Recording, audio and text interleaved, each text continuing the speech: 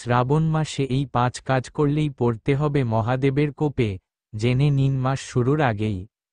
বন্ধুরা, তোমরা যদি নতুন হয়ে থাকো তাহলে চ্যানেলটিকে প্লিজ সাবস্ক্রাইবার করে দিও। শ্রাবণ মাসে ভগবান শিবের অত্যন্ত প্রিয় মাস, তাই এই মাসের শিবের বিশেষ পুজো করা হয়ে থাকে। কিন্তু এই মাসে কিছু কাজ করা একেবারেই নিষিদ্ধ, তাহলে স্বয়ং দেবাদিবের কোপের শিকার হতে হয়।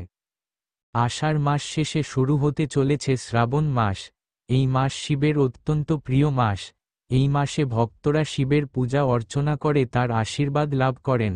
তবে কিছু কাজ আছে যা শ্রাবণ মাসে করা উচিত নয়।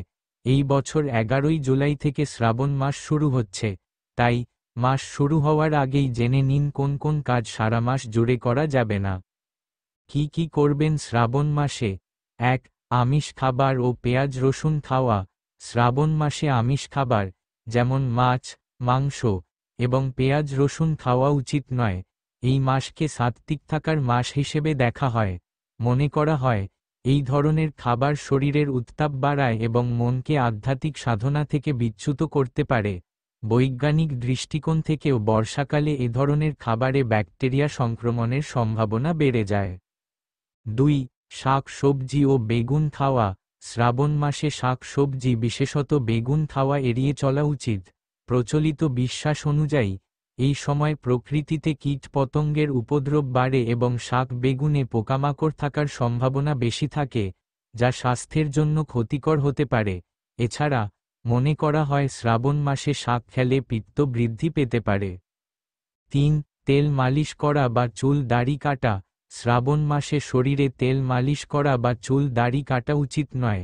এই সময়ে শিব ঠাকুরকে তেল অর্পণ করা হয়, তাই শরীরে তেল মাখা অনুচিত বলে মনে করা হয়। অন্যদিকে চুল দাড়ি কাটা থেকে বিরত থাকাকে প্রকৃতির বৃদ্ধি এবং ফসলের প্রতি শ্রদ্ধার প্রতীক হিসেবে দেখা হয়। 4. দিনের বেলা ঘুমানো। শ্রাবণ মাসে দিনের বেলা ঘুমানো এড়িয়ে যাওয়া উচিত। এই মাসে যত তাড়াতাড়ি সম্ভব সকালে ঘুম থেকে উঠে মহাদেবের পূজা অর্চনা করা শুভ বলে মনে করা হয়। এতে ভোলেনাথ প্রসন্ন হন এবং আর্থিক সমস্যা দূর হয় বলে বিশ্বাস করা হয়। 5. কাউকে অপমান করা বা খারাপ চিন্তা করা।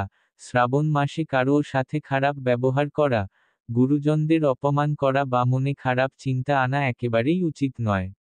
এই মাসটি আধ্যাত্মিক শুদ্ধতা এবং মানসিক শান্তির জন্য গুরুত্বপূর্ণ। এই সময়ে সকলের প্রতি সদয় থাকা এবং মনকে শান্ত রাখা উচিত।